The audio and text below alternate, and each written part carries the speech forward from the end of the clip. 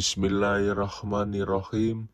Assalamualaikum warahmatullahi wabarakatuh. Syukur Alhamdulillah kita bisa berjumpa lagi di channel ini. Sholawat dan salam selalu dan tetap tercurahkan kepada junjungan kita Nabi besar Muhammad SAW. Allahumma sholli ala Sayyidina Muhammad wa ala ali Sayyidina Muhammad. Harapan dan doa saya, semoga saudaraku semuanya selalu diberikan kesehatan, dilapangkan rezekinya, diampuni dosa-dosanya, dan dipanjangkan umurnya. Amin, amin, ya rabbal alamin. Sahabat beriman yang dirahmati Allah, mungkin kita semuanya pernah bertanya kepada diri sendiri, mengapa hidup kita seolah susah, rezeki terasa sangat jauh. Kesusahan demi kesusahan datang silih berganti, seolah hidup ini tidak berpihak pada kita. Sedangkan kalau kita memandang orang lain, seolah-olah hidupnya mudah, rezekinya terlihat lancar, hidupnya pun terlihat bahagia. Lalu muncullah rasa iri yang dibarengi dengan pemikiran negatif, sehingga kita memandang curiga kepada orang lain tersebut adalah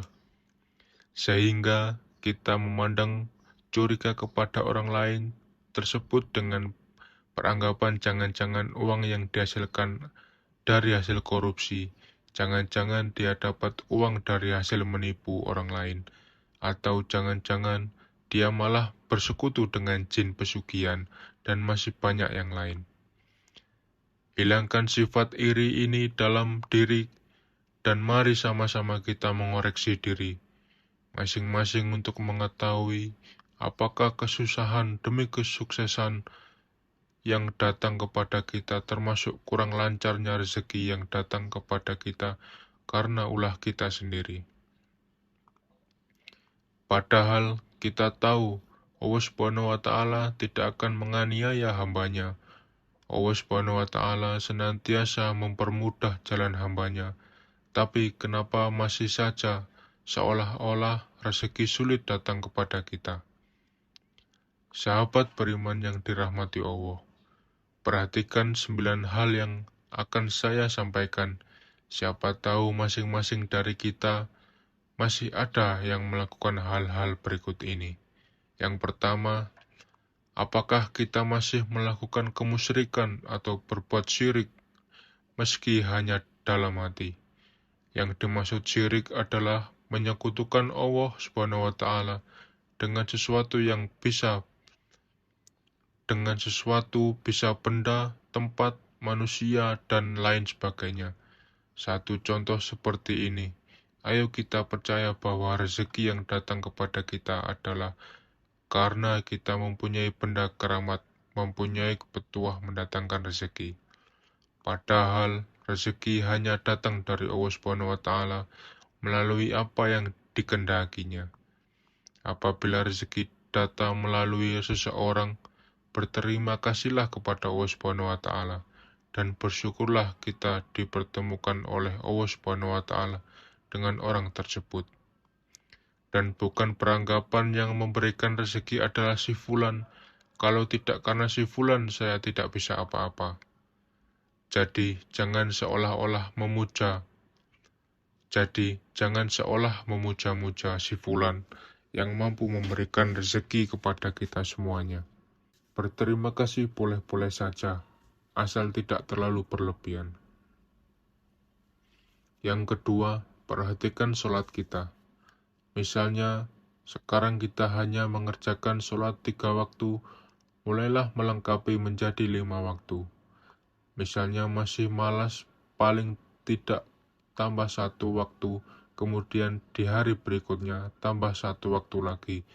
Dan jika sudah lengkap 5 waktu, pertahankan dengan cara bersegeralah menunaikan kewajiban saat terdengar panggilan azan. Hindari untuk menunda, karena disinilah awal sholat kita akan kembali seperti semula.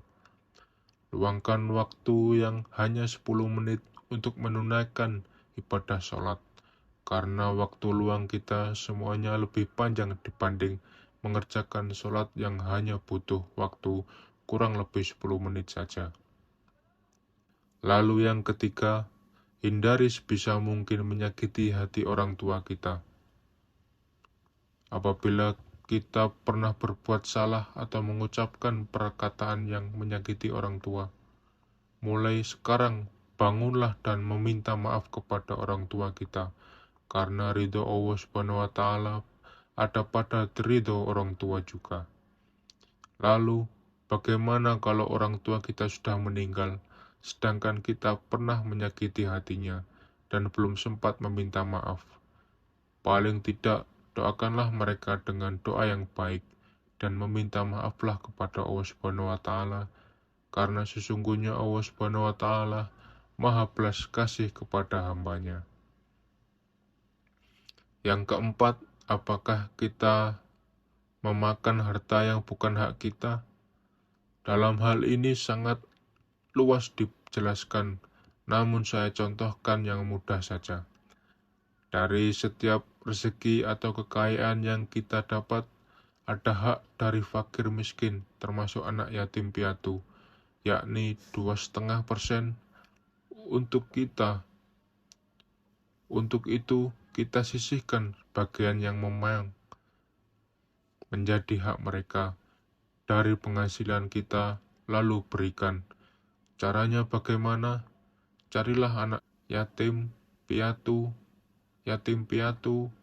atau orang miskin di daerah kita tinggal dan berikan hak-hak mereka. Kita tidak perlu malu meski yang kita berikan hanya sedikit, karena berawal dari sedikit dengan niat yang tulus, itulah awal kita semuanya akan bertambah rezeki yang berlimpah oleh Allah Subhanahu wa Ta'ala, insya Allah. Yang kelima, berdagang dengan tidak jujur.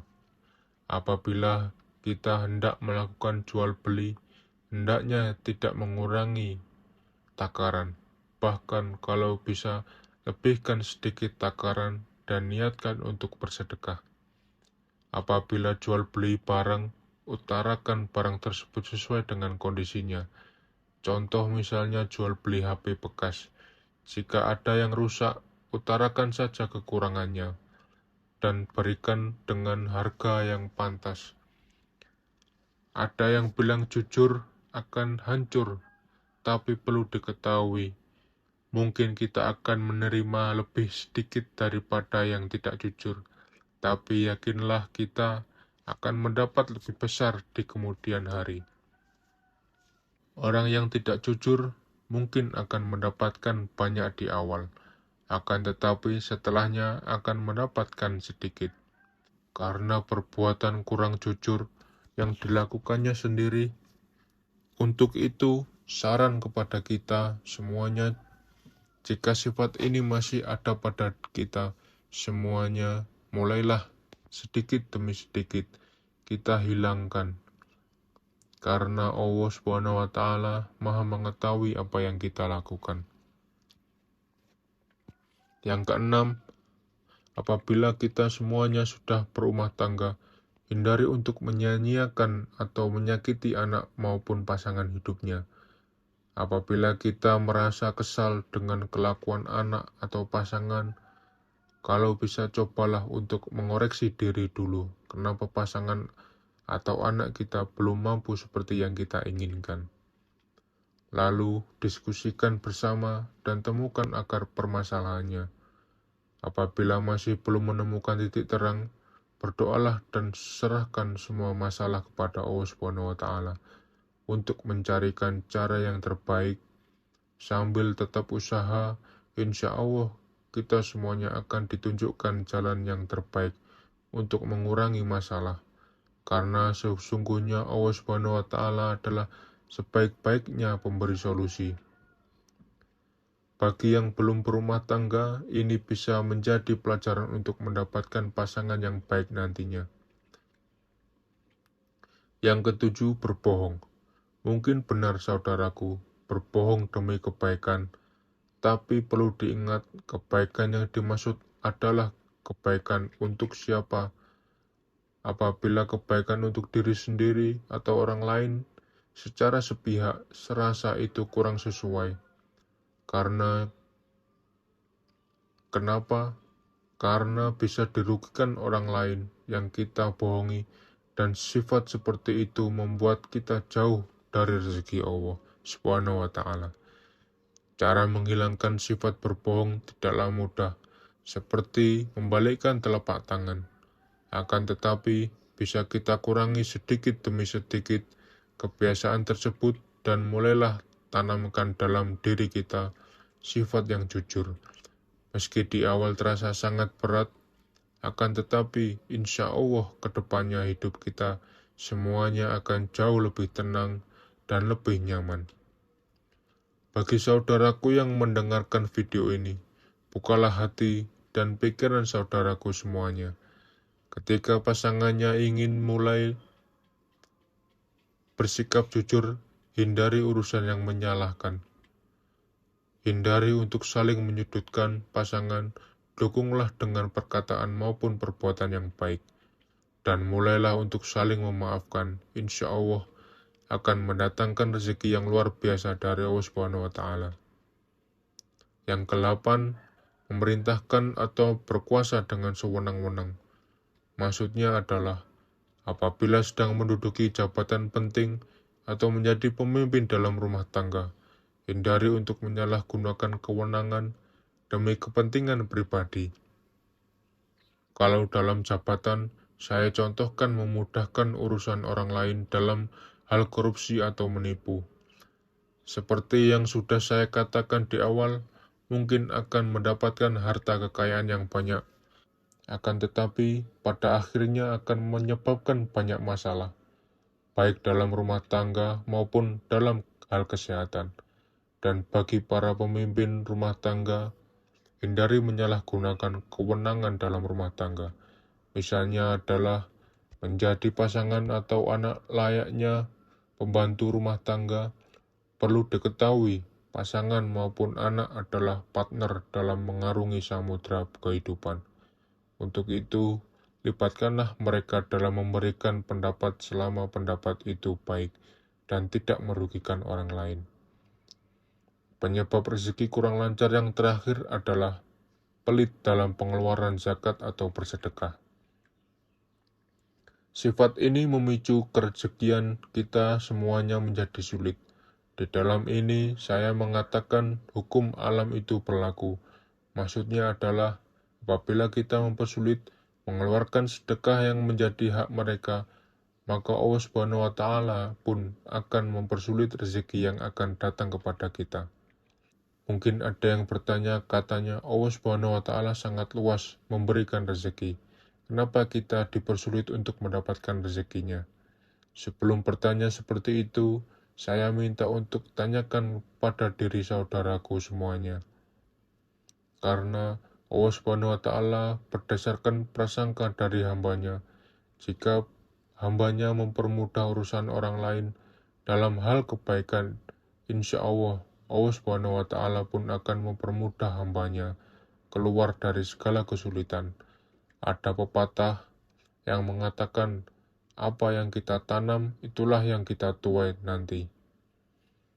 Sahabat beriman yang dirahmati Allah, itulah 9 penyebab utama kenapa seolah rezeki yang sangat sulit datang kepada kita. Untuk itu, bagi saudaraku semuanya yang mendengarkan video ini, mulai sekarang dan seterusnya, hindari dan tinggalkan sebisa mungkin 9 hal-hal tersebut. Dan mulailah menanamkan kebaikan untuk menuai kebaikan pula. Wallahu a'lam bishawab. Demikian yang bisa saya bagikan. Semoga bermanfaat untuk kita semua. Wassalamualaikum warahmatullahi wabarakatuh.